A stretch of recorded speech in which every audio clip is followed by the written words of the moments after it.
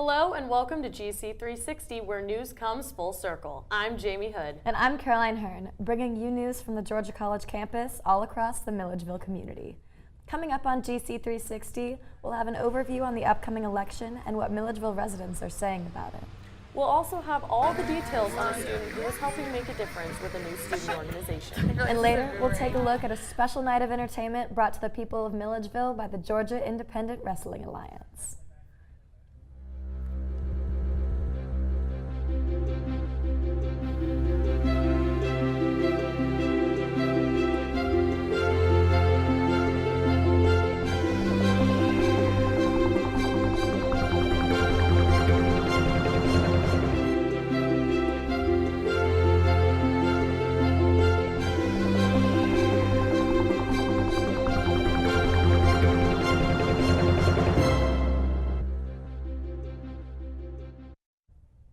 Were you tuned in to our live show of the mayoral debate 2 weeks ago? If so, then you know all about the platforms of each mayoral candidate. Carolyn McDuffie has the full story on the election season for Milledgeville. With less than a week until Election Day, only a handful of local races are contested. The election generating the most interest is the mayoral race. Incumbent Gary Thrower is seeking a full 4-year term. Pastor Mary Parlam Copeland is trying to unseat him. Only one of the 6 city council seats is contested.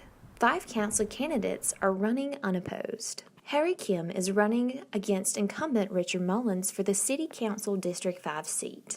In the race for the Georgia Military College Board of Trustees, Calvin Hill is challenging incumbent Mike Cobb for the District 6 seat.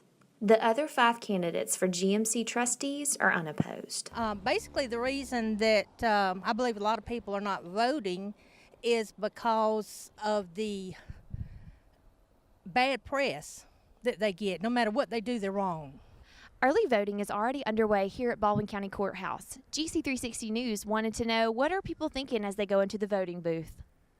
For mayor, I voted for Gary Thrower, voted last time. And the reason is, I don't know the lady.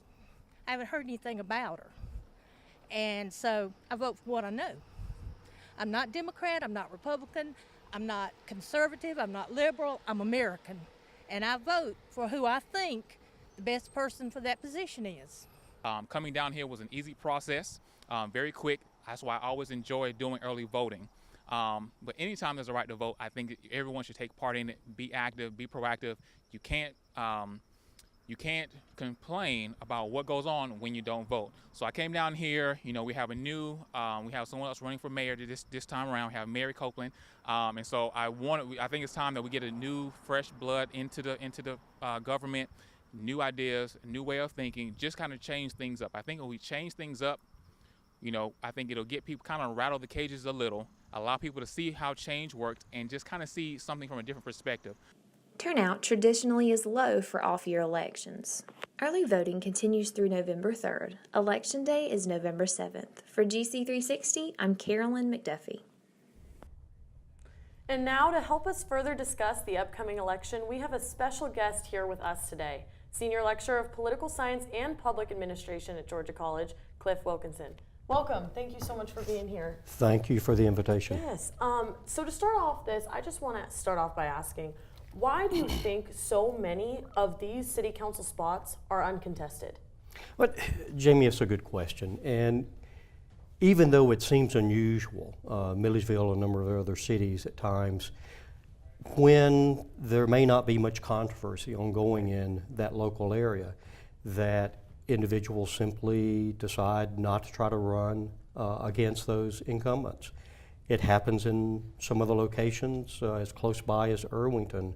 A few years ago, they actually, when one person decided to retire, they had a difficult time finding someone to fill the seat and run in the position. So it's not the typical, but it's not uncommon. Right. Do you think having so many seats uncontested is normal in a place like Milledgeville? Well, the size of Milledgeville, maybe so. Typically in the more populated localities, those jurisdictions will have more contested elections. However, when things are going smoothly, when things are being run well, you tend not to have contested elections. Okay, do you think voter participation has anything to do with these seats being uncontested or being contested?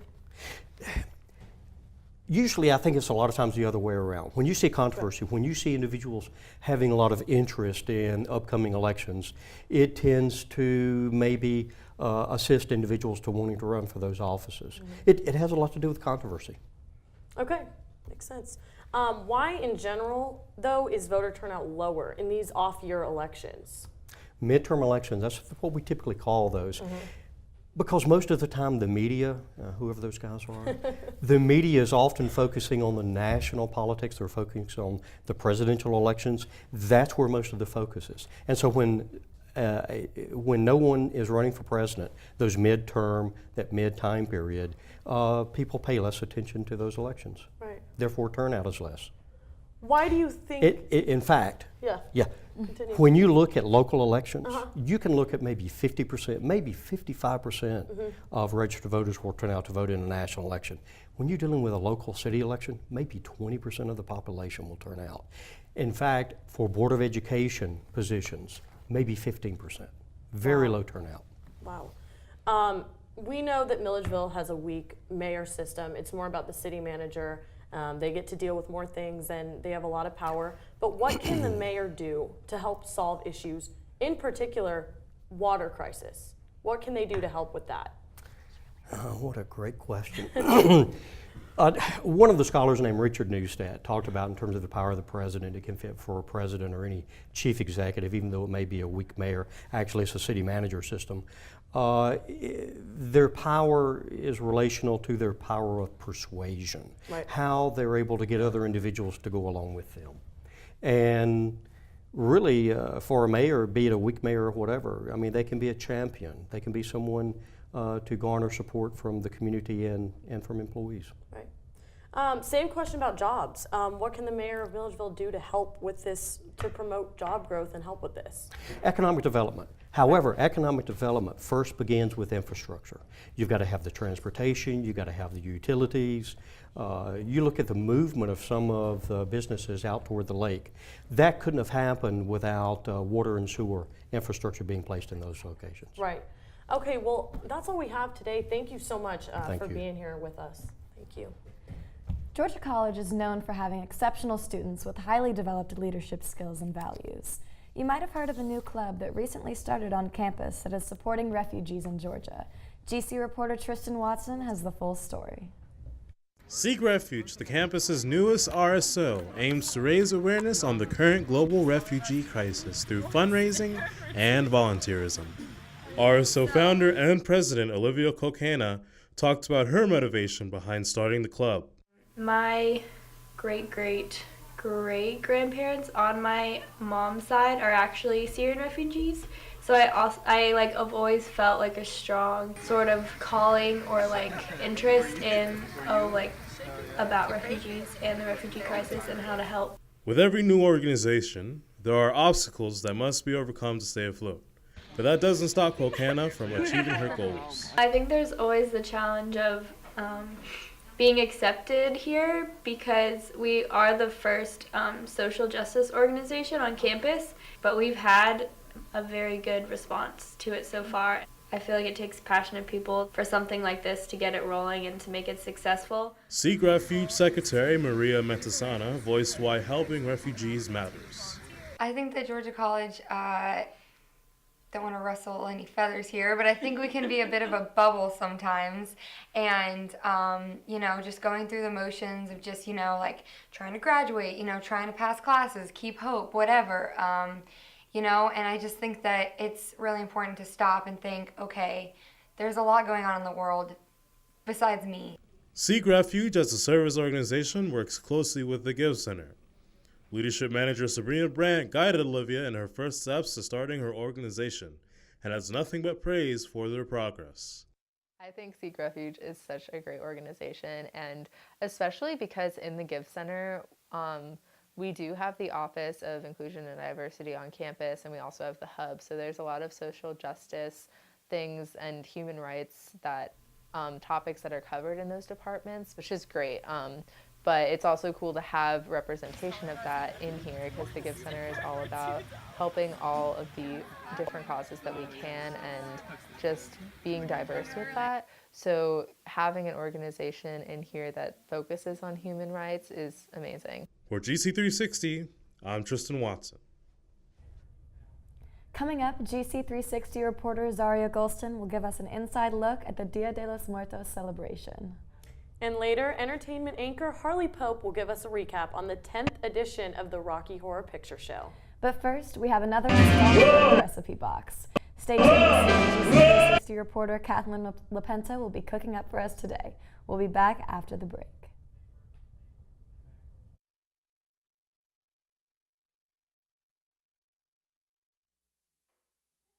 Observe a domesticated human family in their natural habitat, known to their species as the backyard. Hey, you think I should light it now? I think it's good. Yeah? Oh dear, someone is about to burn a pile of debris that's too tall, which can start a wildfire. Wait, could it be? Blimey, it is. It's Smokey. It's Smokey Bear. What a legend. Hey, it's Smokey. Sorry, it was too high. Right. Watch as he astutely ensures that there's no wind, and how he removes some of the debris to create a smaller, safer burning pile. No, you said make it bigger. No, you said make it bigger, baby. The bigger the better. Take note of our fearless furry friend here, humans. I appreciate it. Fist bump. Watching you. Smokey's done it again. Bye, Smokey. Only you can prevent wildfires.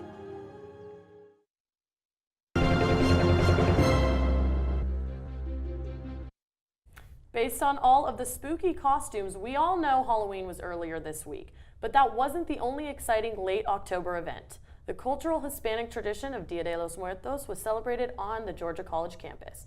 Our own Zaria Golston has the full story.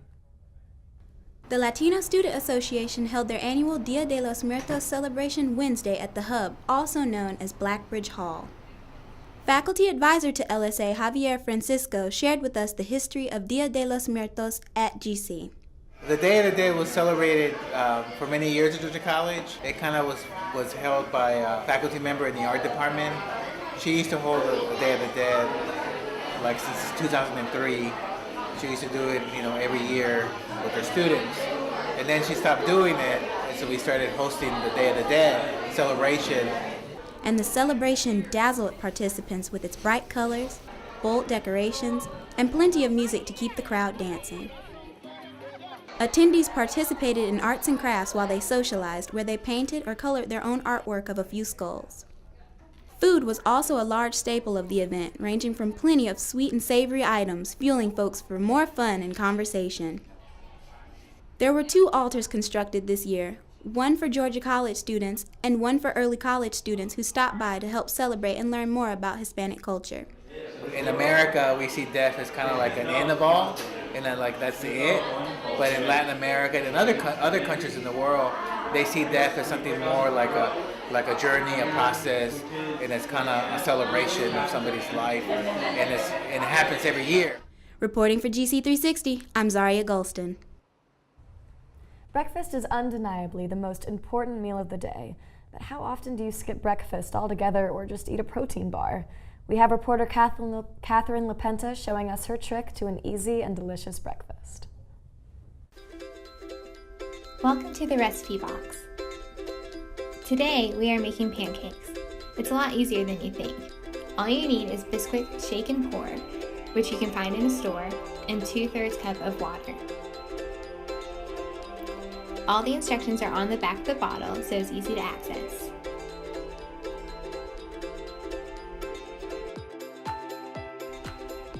And all the mix is in the bottle itself. First, pour the water into the bottle.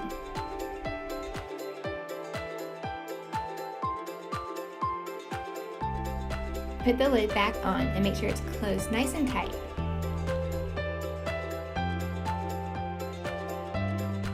Give it a good shake.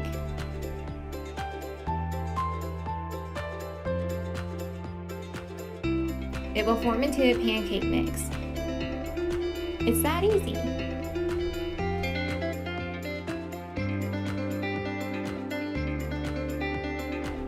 Spray your pan so your pancake won't stick. Pour your batter onto the pan. Let it cook for a few seconds. You'll know when to flip once you see a few bubbles form.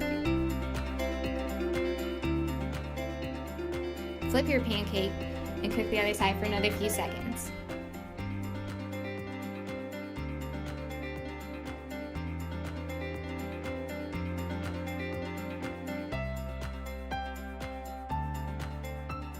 Top it off with some butter and syrup.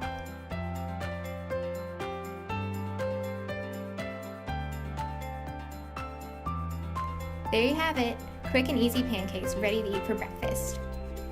From the recipe box, this is Catherine LaPenta. Just ahead, a senior volleyball player who is hitting all the shots while leading her team to victory. Also, an update on how Georgia College sports teams have been doing. And stay tuned for our coverage of the JMA playoffs.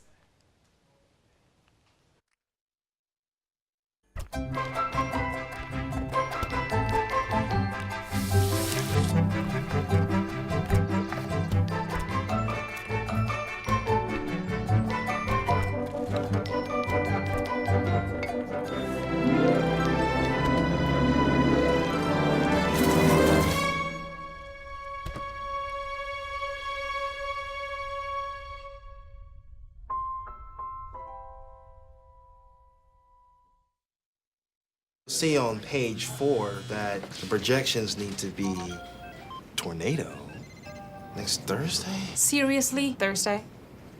Can't do that. This is really inconvenient. I have yoga that day. I have no time for this. So. I can't do Thursday, but I can do Friday. Disasters don't plan ahead. You can. Talk to your loved ones about how you're going to be ready in an emergency. Don't wait. Communicate. So we were walking to school. I started thinking about lunch. Mom packed me turkey and cheese. She's I really want smart. cheese pizza. Sometimes her mind wanders. We should have a sleepover. I remember saying, Laura? I think I heard Mom say something. The sign says don't walk. Sometimes it's so overwhelming. I really hope she doesn't I have really another hope I bad don't day have another bad day at school today. When you can see learning and attention issues from their side, you can be on their side. Go to understood.org, a free online resource with support and tools to help your child thrive.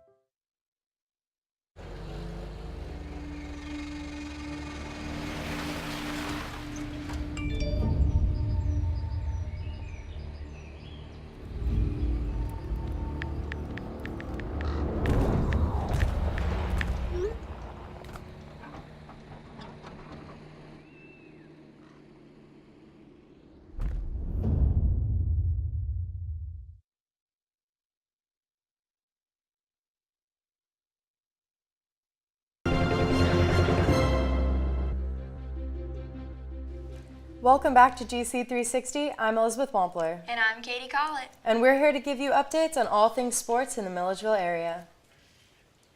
Local powerhouse John Millage Academy is entering its second week in the GISA playoffs and will face Valwood Academy this week. Let's go to Sports Director Chris Lambert to see how the Trojans will be preparing for Friday night. Playoff football is finally upon us here in Milledgeville, which means another year of high expectation for the John Millage Academy Trojans. The Trojans are defending state champions and were riding a 23-game win streak before they fell to Gatewood Academy 34-17 in the region championship. They bounced back with a 27-0 shutout of Bethlehem Christian Academy in the first round of the GISA state playoffs. It was good. It was good to get that Gatewood taste out of our mouth, and guys flying around and being able to answer the bell and getting ready for the most important season, which is the playoff season. JMA will go on the road this week to take on the Valwood High School Valiants, a matchup that has had major state championship implications in recent years. They're well coached. We've played them a lot here lately in the playoffs, and every time we play them, it's win or go home, and that's kind of the same story this year. And they're well coached. They're big. They're fast. They're physical. And they got a bad taste in their mouths with us. I mean, because we knocked them out of the semifinals last year, when we went ahead and went on the state championship game. We beat them here, and a couple years ago we went down there and beat them, and then they beat us in the semis in 12 and went on to win the state championship. So there's usually a lot of big implications that come along with this game, and this week's no different. The Trojans will go into the Valwood game in the arm of junior quarterback Brandon Bellflower. Bellflower has led his team to a 10-1 record thus far and expects the success to continue deep into the playoffs. Same mentality as any game. We call ourselves the Road Warriors for a reason. We're going to go out there and we're going to put up the best we can, both offense, defense, and special teams. For GC360 Sports, I'm Chris Lambert. Georgia College's volleyball team has been on a tear this season, crushing teams on their way to an 18-5 record. Good for the most wins in school history, a playoff berth in the regional tournament, and third place in the Peach Belt. A big part of their success has been the team's lone senior, Chandler Ewaldson. The defensive specialist has been an anchor for the Bobcats this season, playing in all 23 games this season and been consistent in all of them, appearing in at least 3 sets in all of those games and averaging 18.3 digs per game. Ewaldson's success translates to the classroom as well. She was a Peach Belt Silver Scholar her freshman year and a member of the PBC All-Academic team in both her sophomore and junior years. As the only senior on the team, Ewaldson has formed a bond with her teammates that she says will last forever. Honestly, it's just the people. I mean, also, like, the team's my family, and it always has been. Bobcats clinched a spot in the regional playoff with their win over Augusta Tuesday night. Be sure to catch them in their next match on Saturday, November 4th. Let's take a look at the scores for your favorite area teams. Georgia College volleyball stayed hot with 3 conference wins in a row, sweeping UNC Pembroke and Augusta University, while also taking down Francis Marion 3-1. Bobcats soccer unfortunately saw its historic season come to an end, falling to UNC Pembroke 1-0 in the quarterfinals of the Peach Belt Conference Tournament. Junior Amanda Bartholomew set the Georgia College record for goals in a single season and will surely look to continue her dominance going into her senior year. Basketball season is nearing its start, and the Bobcats went down to Statesboro to take on Georgia Southern University in a preseason exhibition game. Georgia College fell 92-59 to the Division I Eagles. They opened their regular season on Friday, November 10th, hosting Queens University as part of the Bobcat Crossover Classic. That's all for sports this week. Make sure to tune in next time for a full report on the world of sports in Milledgeville. Up ahead, Harley Pope will have a full report on the Colt Classic that helped kick off the Halloween weekend for Georgia College students.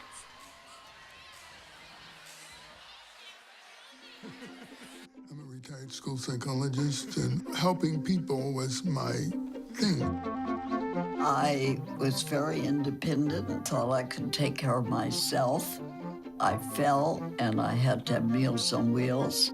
After my stroke, when Meals on Wheels started, I was on the other end of the stick, so to speak. Meals on Wheels, coming to my door as someone who's housebound, having someone check on me, assures me that I'm not forgotten. Meals on Wheels has given me a mode of freedom that I wouldn't have otherwise. We're the clients. We are the clients. We are the clients of Meals on Wheels. America, let's do lunch. 1 in 6 seniors faces the threat of hunger, and millions more live in isolation. Drop off a hot meal and say a quick hello.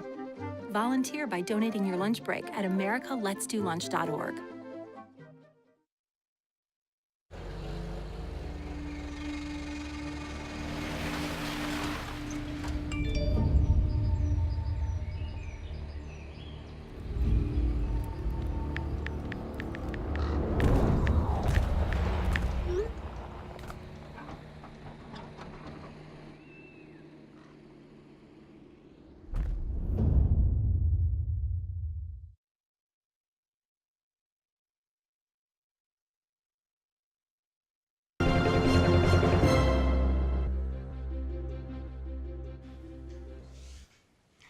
Welcome back to GC360. I'm Harley Pope, and I hope everyone had an amazing Halloween weekend.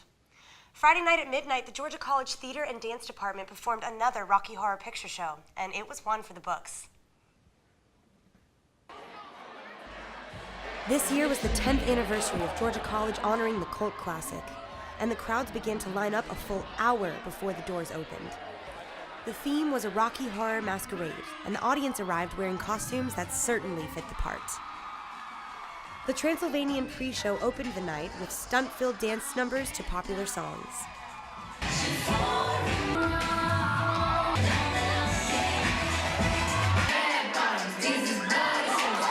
Georgia College senior Ashley McGlathery directed the show. She had the performers wear symbolic masks to honor the 10th anniversary. The audience was perfectly responsive throughout the interactive show.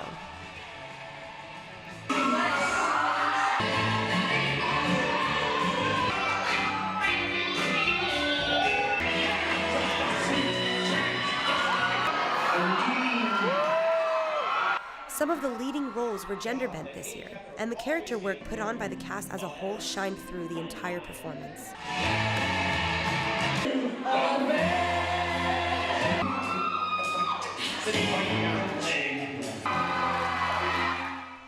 The student-run production was a perfect start to a great Halloween weekend.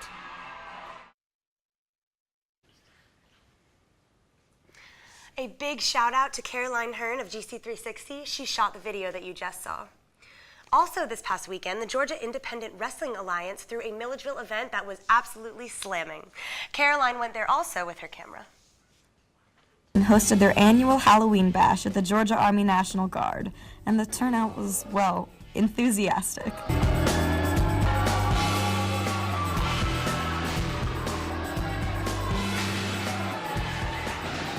Milledgeville residents, as well as Georgia College students, came out to root for their favorite wrestler. I got the chance to speak with the daughter of one of the pro wrestlers. A wrestling show really is for family entertainment. We can bring your kids to the same place and have them have fun. GIWA Wrestling will return to the National Guard Armory in Milledgeville on Saturday, April 2nd. So be sure to mark your calendars and come out for another night of great entertainment. Thank you for that, Caroline. Halloween in Milledgeville is one of the most festive and creative times of the year. My Wicked Witch of the West costume had nothing on some of the characters I saw this weekend. Many adorable pumpkins were carved, candy eaten, and overall, the ghosts and goblins seemed to have a wicked night. That's a wrap for entertainment this week. Now, let's toss it back to the desk with Jamie and Caroline. Awesome stuff, Harley. That's all we have here for news at GC360. When we're not on air, we keep you up to date on our social media pages and our website, gc360news.com. And remember to tune in to our replay times at noon, 5 p.m., and 9 p.m. I'm Jamie Hood. And I'm Caroline Hearn. We'll see you next time.